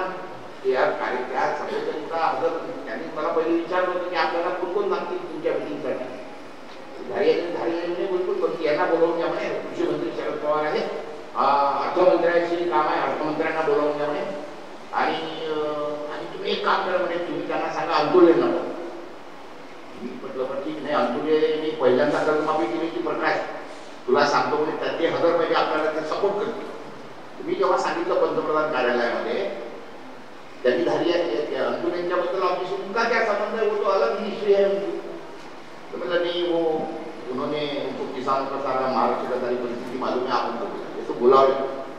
म्हणजे प्लॅनिंग कमिशनच्या अध्यक्षासहित सगळे मंत्रीला हजर, बाकी बुधाजीराव मुळीक वगैरे, धारियाजी घाले साहेब वगैरे बाकीचे हजर होते. आणि त्याच्यानंतर तुम्हाला गंमत वाटेल 2 तास 40 मिनिटाच्या बैठकीनंतर धारियाजींनी सांगितलं की अभी आपको कर्जमाफी करनी पडेगी. पंतप्रधानांनी हात जोडून सांगितलं मुझे मंत्रिमंडल से चर्चा करनी पड़ेगी, मालूम करवाना पड़ेगा कि कितना कर्जा है और मैं कोई विदर्भ का कर्जा माफ नहीं करूंगा, मुझे करना पड़ेगा तो पूरे देश का करना पड़ेगा. म्हणजे आजच्या वेळेला केवळ गुजरातचा विकास करणारा पंतप्रधान पाहणारा आणि त्यावेळेला विदर्भाचा रडकाने घेऊन गेलेला मनुष्य त्याच्या समोर पंतप्रधान मांडणी करतात की नाही मैं करूंगा तो पूरे देश का विचार करतो. बघा तुमची आणि याच्यात मी काही पुढे तुलना करत नाही किंवा टीका करायला तू बने आहे, परंतु तो प्रसंग सांगणे अत्यंत गरजेचं आहे. म्हणून मी तुम्हाला सांगतो धारियाजी बाहेर निघाले, पत्रकार वाटत पाहत होते, आम्ही जसे बाहेर निघालो पत्रकारांनी घेरलं की क्या होना क्या बोले पंतप्रधान. तो बोले नहीं अगर उन्होंने आज शाम तक की धारियाजी ने जाहिर को कहा अगर उन्होंने शाम तक क्या जाहिर नहीं किया करने माफी मैं उपोषण को बैठ. भाषा सगळीकडे पसरल्या, टीव्हीवर आल्या, पुन्हा पंतप्रधानांचा फोन, धारियाजी मैंने रिक्वेस्ट किया आप न करिए, ऐसा मत करिए, आप मेरी मजबूरी का फायदा मत लीजिए. ते साहेब मी ऐकून राहिलो सर्व. धारियाजी आणि आम्ही दुसऱ्या दिवशीच्या विमानाने पुण्याला आलो. धारियाजीने सांगितलं की अगर उन्होंने नहीं किया तो उपोषण ठरलं. मग 12 वाजेपर्यंत वाट ओर प्रकाश म्हणे आता उपोषणाला बसायचं. मी म्हटलं धारियाजी आता मी तुम्हाला काय करतो राहू द्या, साहेबांच्या घरचे लोक आले अहो पोरेजी, त्यांना सांगा कशाला त्यांना भिडीला वाढवलं. मी कशाला भिडी पाहतो बाबा, माझं मी तर त्यांना म्हणतो की राहू द्या आता, ते आता पंतप्रधानांनी तुम्हाला विनंती केली तर पण 8 दिवस वाट पाहू. नाही मी ऐकणार नाही. त्यांनी आता फार पोरेंनी सांगितलं फार गंभीर विषय आहे ते त्यांनी आता ताबडतोब जाहीर केलं. आणि त्यांच्याकडे पैसा नसेल तर पेट्रोलवर कर लावा म्हणजे त्यांनी 1 रुपया काही असा विषय झाला. धारियाजी उपोषणाला बसले. आता ते उपोषणाला बसले म्हणून मी बसलो त्यांच्यासोबत. आणि म्हटलं आपल्यासाठी बसलोय आपण काय ठाकरायचे का त्याच्यासमोर. धारियाजींनी दुसऱ्या दिवशी मला बोलावलं, दाटलं. उपोषण आम्ही तुझ्यासाठी करतो, बाहेरचं काम पेटवायचं तुला करायचं आहे. तू माझ्यासोबत काय बसला काय उपोषण तू सोड म्हणे. तिथं मला क्लास केला, माझं उपोषण सोडवलं आणि मला सांगितलं का काही आंदोलन पेटवलं. आणि मग त्याच्यानंतर तुम्हाला माहिती आहे विदर्भामध्ये महाराष्ट्रामध्ये आपण सगळीकडे शेतकरी आंदोलन पेटलं. 8 दिवस सगळीकडे चक्काजाम वगैरे भरपूर प्रकार झाला. त्याच्यानंतर मग 8 दिवसांमध्ये जवळ 4-5 मिनिस्टर आले त्यांचं उपोषण सोडवायला विनंती करायला. धारियाजींनी काही कोणाला ऐकलं नाही. शेवटी विलासराव देशमुखांना पंतप्रधानांनी पाठवलं आणि त्यांनी सांगितलं की अशी समिती जाहीर केली आहे आजपासून आणि 8 दिवसाच्या आतमध्ये ते कर्जमाफी जाईल. धारियाजींनी उपोषण सोडलं. तुम्हाला गंमत वाटेल मित्रांनो, म्हणजे भारताच्या त्या याच्यामध्ये बैठकीमध्ये इव्हन शरद पवारांसोबत धारियाजींचे बरेच वाद झाले. पवार म्हणे अहो म्हणजे असं जर आपण हे करत गेलो, कर्जमाफी करत गेलो तर चुकीचा पायंडा पडेल. आणि ते धारियाजी म्हणे काय तर चुकीचा पायंडा पडतो म्हणे. पोरींनी सांगितलं तो विषय गंभीर आहे म्हणे आणि सरकारच्या चुकीमुळे त्याच्यावर हे झालाय म्हणे कर्ज, त्याच्यामुळे नाही सरकारने केलंच पाहिजे. नाही पवार साहेबांनी बरेचसे काही मांडले केलं तर धारियाजी त्यांच्या अक्षरशः म्हणजे रागावले, खूप रागावले. पवार साहेबांनी शेवटी म्हटलं देखिए धारियाजी अगर आपको मेरा बोलना पसंद नहीं आता होगा तो मैं चुप आहे. त्यांनी आपल्या त्या फायदे आणल्या, त्या सगळ्या गुंडाळांना केला आणि पवार साहेब थोडेसे डिस्पूट होऊन बसून राहिले त्या पूर्ण आई इतिहास. 15 दिवसानंतर 20-21 दिवसानंतर 72,000 कोटीची कर्जमाफी झाली पंतप्रधान.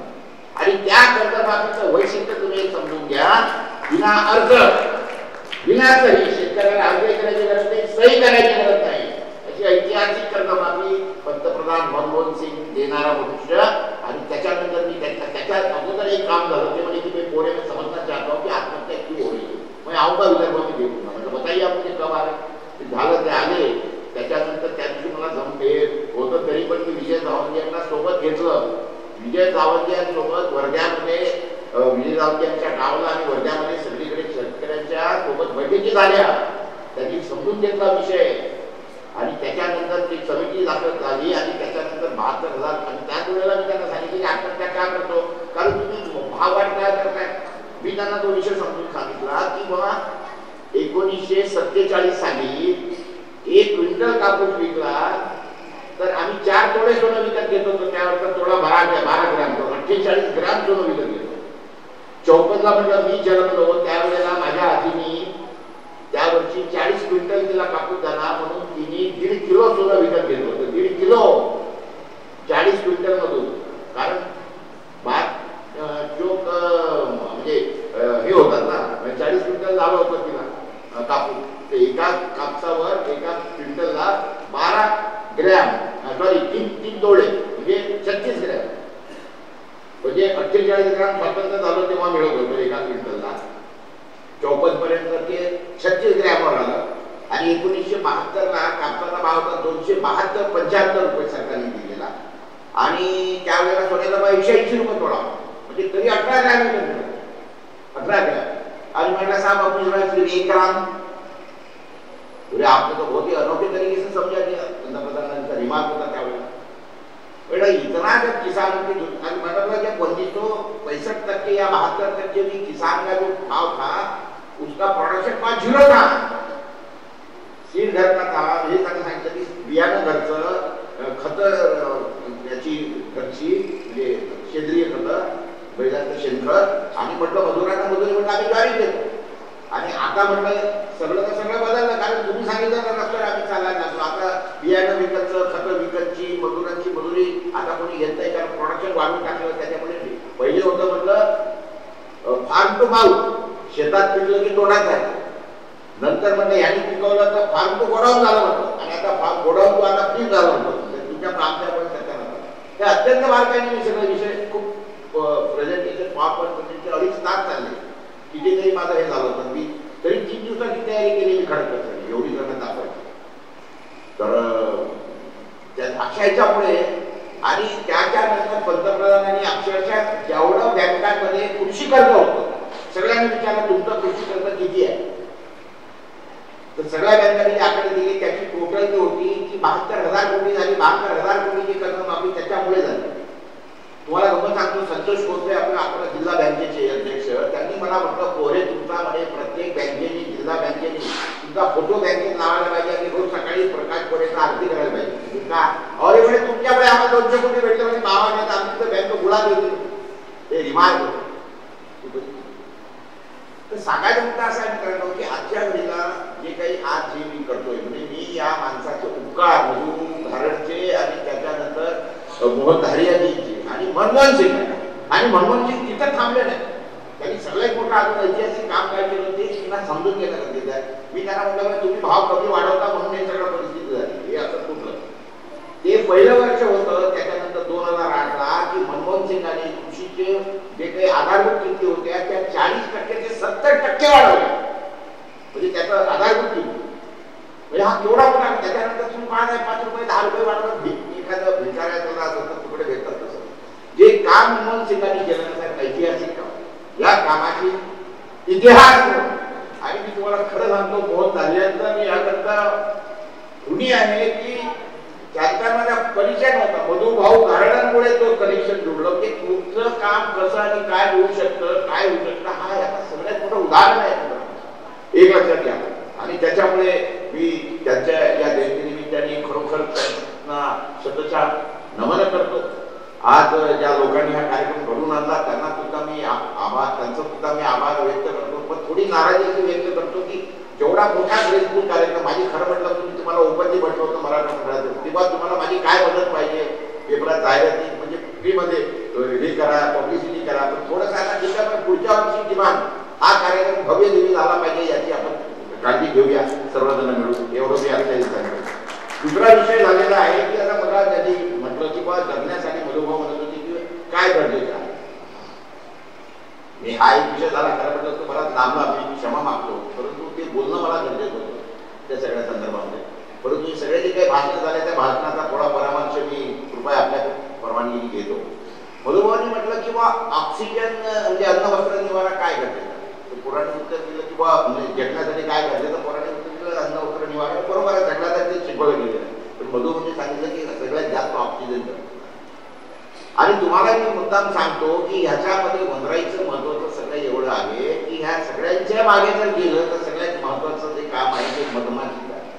जर या जगातल्या मधमाशा संपल्या तर एका वर्षामध्ये ही पृथ्वी नष्ट होईल किंवा सगळं काय पर्यावरण नष्ट होईल. एवढं काम त्या मधमाशीचं पण झाडच नसलं तर मग ऑक्सिजन कुठला?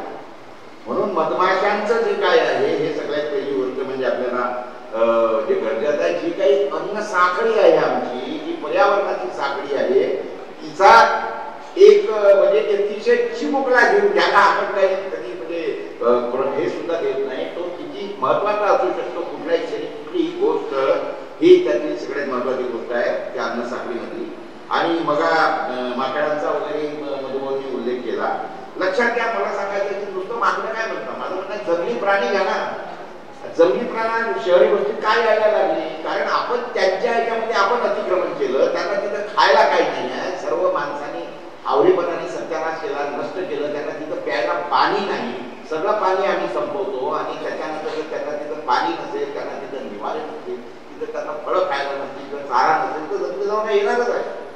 हा आमच्या बापाचा आम्ही त्याचा या हिशोबाने हे देतो आहे.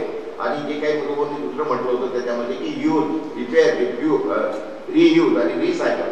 मी मुद्दाम त्याच्यामध्ये मधुभाऊ एक गोष्ट जोडतो त्याच्यामध्ये की यूज पण रिन्यू. कारण आपण काम करता करता वापरता आपल्याला कळतं की अरे ह्याच्यामध्ये ही गोष्ट हवी होती, जर केलं तर त्याच्यामुळे तिला रिन्यू काहीतरी संशोधन करा आणि त्याच्यानंतर मग तिचा रिपेअर केलं, त्याच्यानंतर रियूज करा आणि रिसायकल करत राहा सातत्याने त्या सगळ्या गोष्टी. आणि ते जर नाही केलं तर काय तयार होईल? तुम्ही पाहता सगळं प्लॅस्टिक आणि कशा पद्धतीने हे झालेलं आहे आणि आपलेच राक्षस आणि आपण कसे तयार केलेले सगळ्या गोष्टी महत्वाच्या आहेत. वाचनाच्या संदर्भामध्ये विषय निघाला होता. वाचन महत्वाचं आहेच खडखड. तो एक लक्षात घ्या, आजचं जे काही जमाना झालेला आहे तर तंत्रज्ञानाचा बदल आणि असं जे आहे हे करता करता जर पाहिलं, माझं म्हणायचं आहे की एखादी गोष्ट शिकायला ते पुस्तकं वाचा, शाळेत जा, कॉलेजमध्ये जा, वर्ष त्याच्यात 2-4 वर्ष कमवा.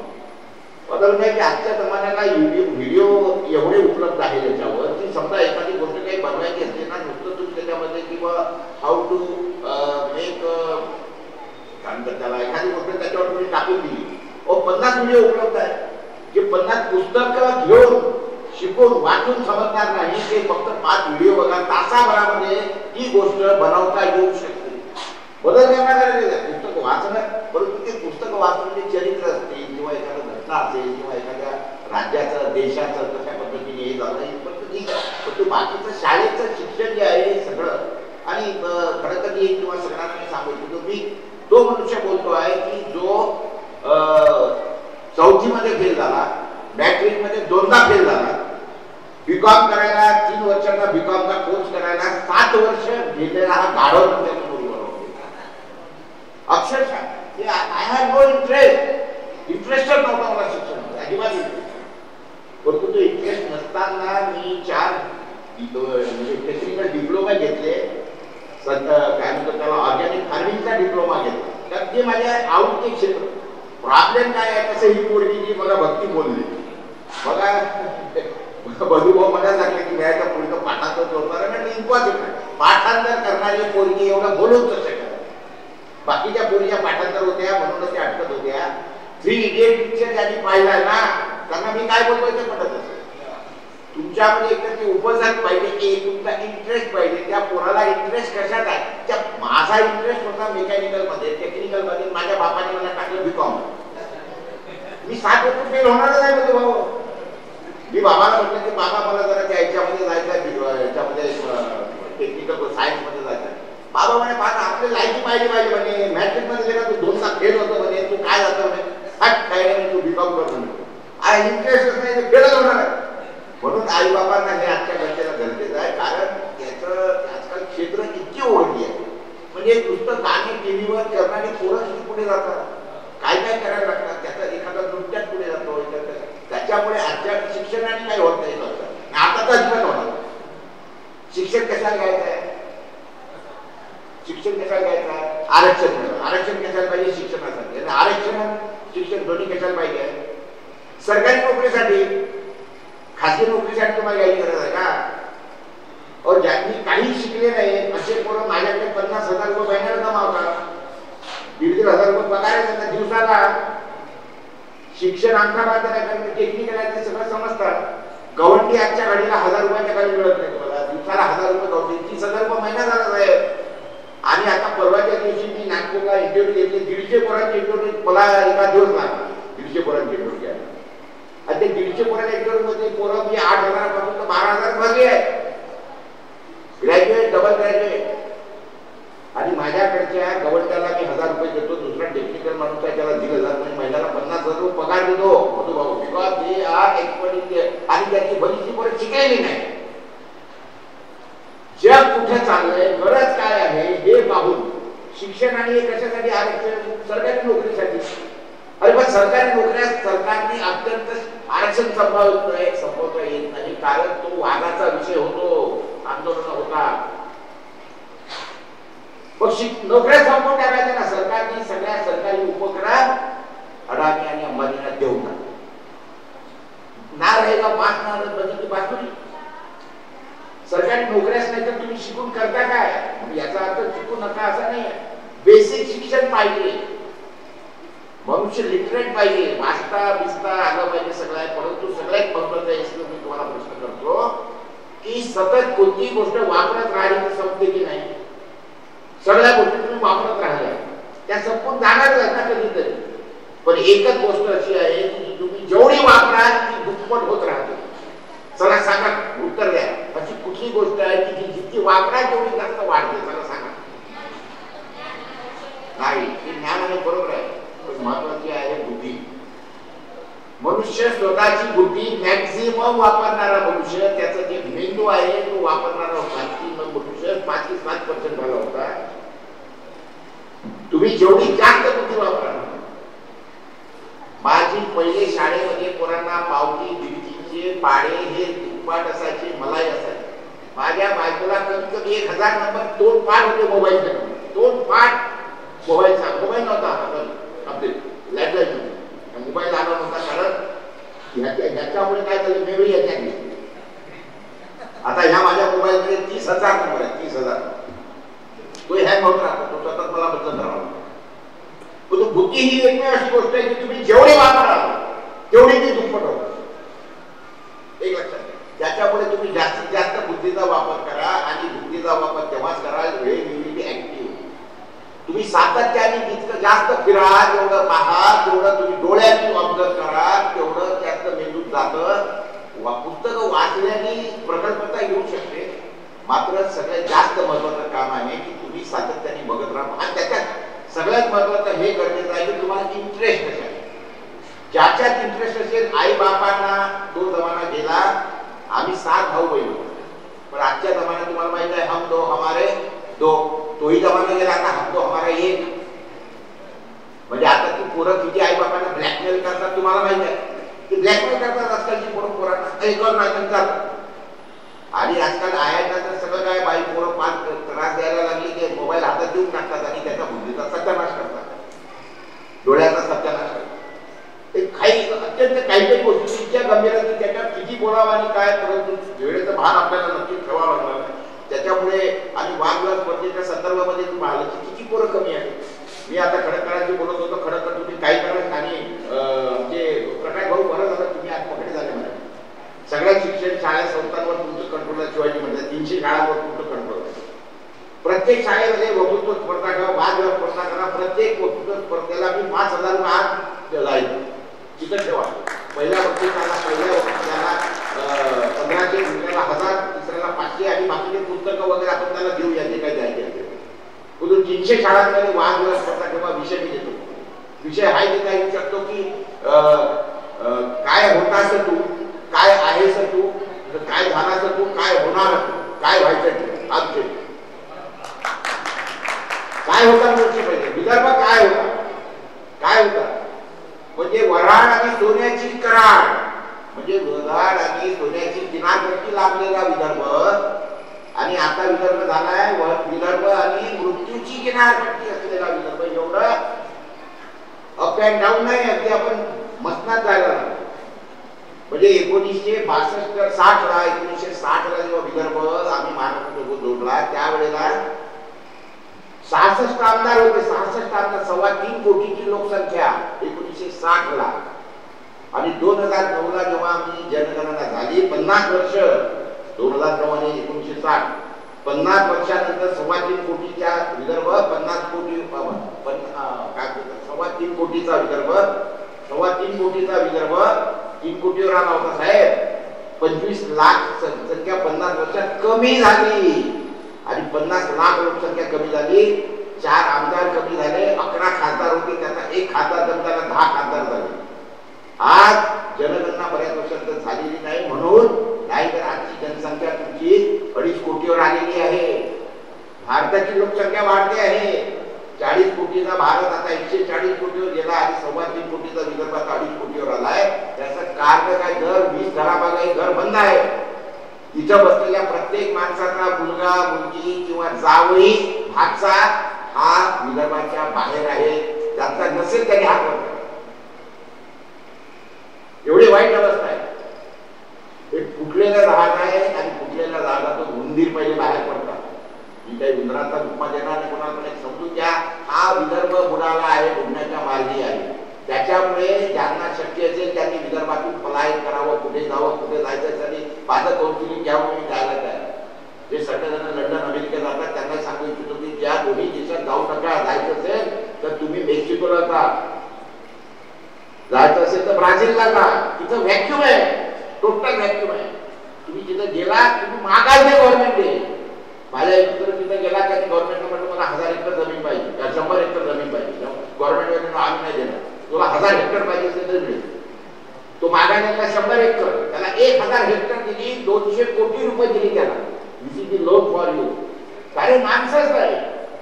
भारतापेक्षा अमेरिका 4 पट मोठा आहे, 4 पट मोठा. आणि अमेरिकेपेक्षा ब्राझील 4 पट मोठा आहे, म्हणजे भारतापेक्षा 8 पट मोठा आहे. भारताची लोकसंख्या 140 कोटी, अमेरिकेची 30 कोटी, ब्राझीलची फक्त 8 कोटी. तिथे व्हॅक्यूम यू नॉट बाय. तुम्हाला कुत्रही रस्त्यावर दिसणार नाही, माणसाचा प्रश्न नाही. So better go to in those countries where you are required, where the manpower is not matter. काय अमेरिका लंडन, कारण भाषा इंग्रजीचे म्हणून आम्ही दोन लॅटिन अमेरिकन शिकायला 4 महिने लागतात. 4 महिने लागतात भाषा शिकायला. काय लागतं? लिपी एकच आहे, फक्त प्रोनाउन्सिएशन आणि शब्द रचना वेगळी आहे. हिंदी आणि मराठी आहे, लिपी एकच आहे ना, हिंदी आणि मराठी.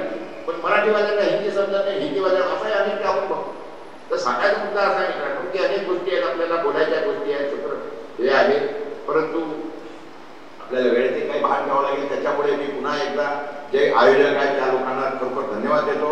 आणि अतिशय काय म्हणतो त्याला एका अतिशय हृदयस्पर्शी कार्यक्रमाकरता एका अतिशय महान लोकांसाठी आजचा कार्यक्रम ठेवला गेला. आणि ज्यांनी विदर्भावर भारतावर उपकार केला त्याच्यासाठी जे कारणीभूत ठरले असे बोधभाऊ घारट पहिले आणि नंतर मोहनदारे यांनी यांच्या वंदन करतो. मोहनदारेजींच्या आणि आपले थँक्यू.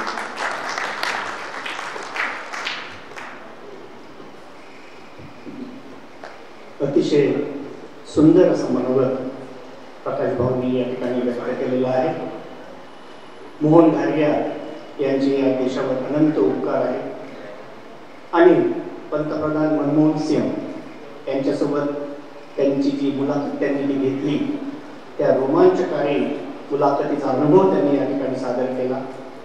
72,000 कोटीच्या कर्जमाफीचा उल्लेख त्यांनी केला. शेती, शिक्षण व रोजगार यावरही त्यांनी प्रकाश टाकला. आणि आपण सर्वांनी बुद्धीचा जास्तीत जास्त वापर करावा असा संदेश त्यांनी या ठिकाणी दिला. मी त्यांना खूप खूप धन्यवाद देतो. वक्तृत्व स्पर्धा या ठिकाणी संपन्न झाली. मी नदी बोलते त्याचा बक्षीस वितरण समारंभ आपण या ठिकाणी घेणार आहोत. तर मी या ठिकाणी प्रथम, द्वितीय आणि तृतीय बक्षीस या ठिकाणी जाहीर करतो.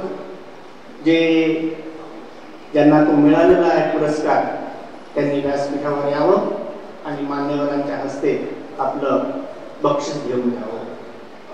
तर तृतीय पुरस्कार या ठिकाणी प्राप्त झालेला आहे भारत विद्यालयाची विद्यार्थिनी कुमारी अहर्ता तायडे यांनी.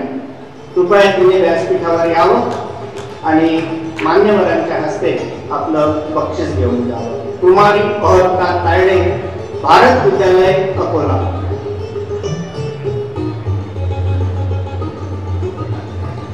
अहर्ता तायडे आहे का?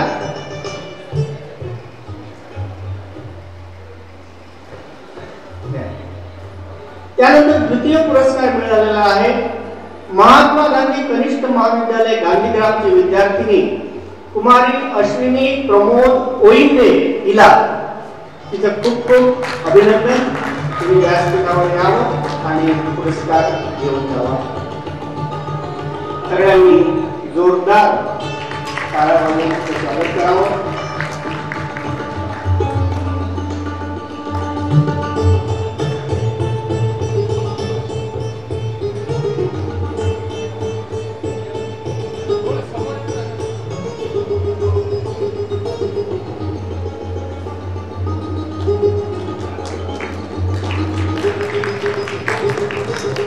यानंतर प्रथम पुरस्कार प्राप्त झालेला आहे जिल्हा परिषद शाळा मोरगाव साधीजन.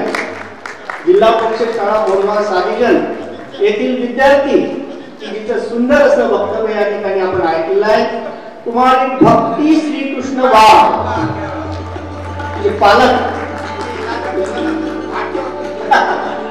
पालक सुद्धा व्यासपीठावर येते. कुमारी भक्तीने अतिशय सुंदर आणि उत्स्फूर्तपणे आपलं मनोगत या ठिकाणी व्यक्त केलेलं आहे.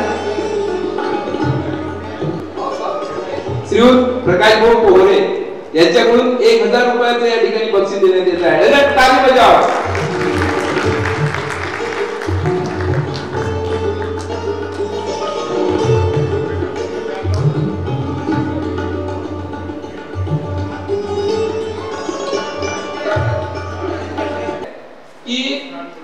किती जिकिरी ना आणि दर्द इस डिझेल में जान आहे जान म्हणतात ना तिथे पाहिजे एरा गबाड्याचे काम नाही.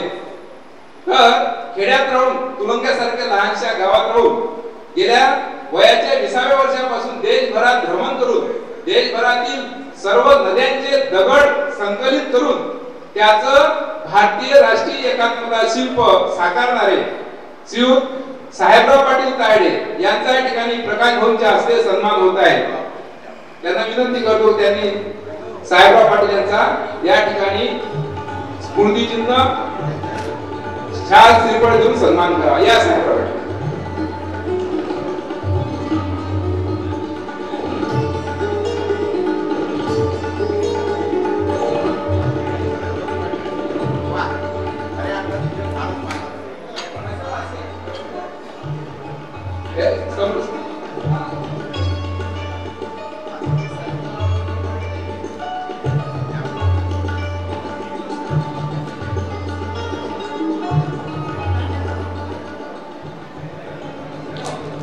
आणि पुढचा सन्मान आपल्याला करायचा आहे.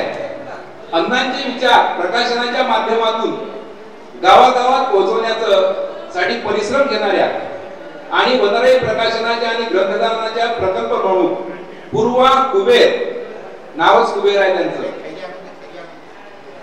यांचा या ठिकाणी आपल्या समितीच्या वतीने सन्मान करण्यात येत आहे. वनराईच्या संचालक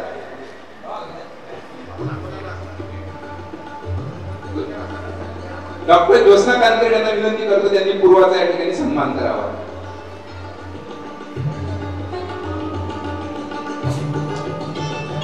पूर्वा कुबेर यांचा या ठिकाणी संमेलनाच्या समितीच्या वतीने या ठिकाणी सन्मान करण्यात येत आहे. डॉक्टर ज्योत्स्ना कानकर या सन्मान करतील पूर्वा कुबेर यांचा.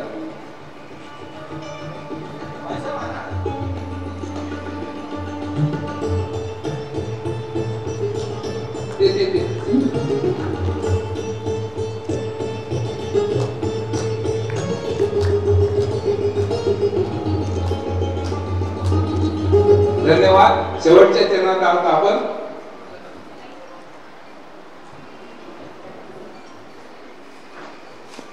मी सर्व अतिथींना सांगू इच्छितो की या मराठा मंडळाची स्थापना 1922 साली झाली आणि 100 वर्ष या मराठा मंडळाला पूर्ण झालेले आहेत आणि शताब्दी समारोही खूप मोठ्या उत्साहात मागील 2-4 महिन्यापूर्वीच आम्ही या ठिकाणी साजरा केलेला आहे. प्रकाशभाऊ पोहरे यांचे आजोबा स्वर्गीय नामदेवरावजी पोहरे यांनी या मंडळाची स्थापना केलेली आहे. त्यांचा सन्मानाने या ठिकाणी पुतळाही आम्ही बसवलेला आहे. तर या प्रसंगी मराठा मंडळाची जी शताब्दी स्मरणिका आहे त्याचं वितरण या ठिकाणी मंडळाचे विद्यमान अध्यक्ष आदरणीय प्रकाश पाटील हे सर्व अतिथींना ही स्मरणिका देतील अशी मी त्यांना विनंती करतो. 100 वर्षाचा पूर्ण इतिहास या स्मरणिकेत आलेला आहे.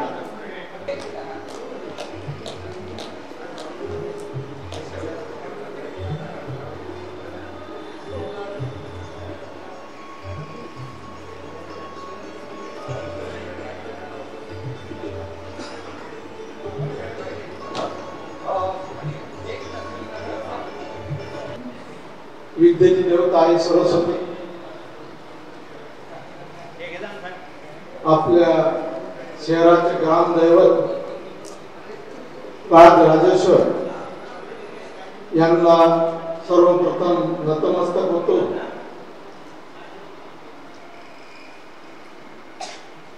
तुकारामांच्या अभंगाने ज्ञानेश्वराच्या ज्ञानेश्वरीने आई जिजाऊच्या परमार्थाने शिवरायांच्या पराक्रमाने डॉक्टर बाबासाहेबांच्या संविधानाने महात्मा ज्योतिबा फुले सावित्रीबाई फुले यांच्या शैक्षणिक क्रांतीने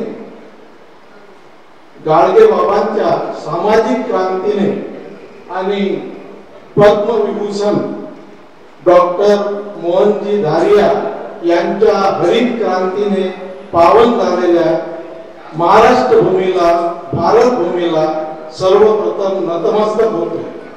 आणि आज जो समारोप कार्यक्रम झाला त्या समारोप कार्यक्रमासाठी उपस्थित असलेले माननीय श्री सुरेशचंद्र वाघरे सर आणि जे प्रमुख वक्ते आज आपल्याला लाभले, म्हणजे मी शिक्षण क्षेत्रात एक शिक्षकाचं काम करतो, पण जवळपास 2001 साली सन्माननीय प्रकाश भाऊ मी एक स्नेह संमेलन घेतलं होतं तेव्हा सुद्धा आले होते. आणि त्या दिवशीपासून आजपर्यंत सुद्धा म्हणजे इथं बसलेला प्रत्येकच व्यक्ती असा आहे की ज्या ज्या अंगी जो पाहिला मी गुण तया मी गुरु मानले, गुरु झाला व्यापक देवी सर्वस्वी गुरु दिसे. प्रत्येकच व्यक्तीला मंचावर बसलेल्या प्रत्येक व्यक्तीला आणि समोर उपस्थित असलेले सुद्धा गुरुजन मंडळी यांना सुद्धा सर्वांना मी इथं गुरु मानतो. आणि भाऊंनी जसं आपल्याला सूचना दिल्या की पुढच्या वर्षी याचं फार व्यापक रूप दिसलं पाहिजे, म्हणजे आमचे प्रकाश पाटील असतील, हिवरे सर असतील, विनोद बोर्डे सर असतील, बबनरावजी कानकिरण, गजानन चौधरी सर आणि वाघ साहेब यांच्या वतीने मी मंचाला एक शब्द देतो की येणाऱ्या काळात म्हणजे येणाऱ्या वर्षी याचं फार व्यापक स्वरूप राहील. आणि या कार्यक्रमाला उपस्थित असलेले श्री प्रकाश अंधारे sir, Khaladkar sir, Santoshji Ambekar sir आणि पितृतुल्य विद्वान सर यांना सुद्धा वनराई व मराठा मंडळाच्या वतीने या सर्वांचे मनापासून आभार मानतो की यांनी जे मार्गदर्शन केले. आता जीवन कालखंड हा छोटा झाला. It is difficult to experience everything in life, so we use the experiences of other. म्हणजे दुसऱ्याचे अनुभव आपण आत्मसात करावे व आपले जीवन हे सुकर करावे. ह्या दृष्टिकोनातून या मंचाने आज जे काही त्यांचे अनुभव सांगितले त्या निश्चितच भावी पिढीसाठी फार मोलाचे आणि लौकिक आहे. त्यासाठी सुद्धा मी त्या सर्वांचे इथं आभार मानतो. आणि पुन्हा एकदा वनराई आणि मराठा मंडळाच्या वतीने उपस्थित सर्व मान्यवरांचे आणि इतर जे काही पालक आणि शिक्षक श्रोते उरलेले आहेत त्या सर्वांचे मनापासून आभार मानतो, धन्यवाद व्यक्त करतो आणि माझ्या वाणीला विराम देतो. जय हिंद, जय महाराष्ट्र.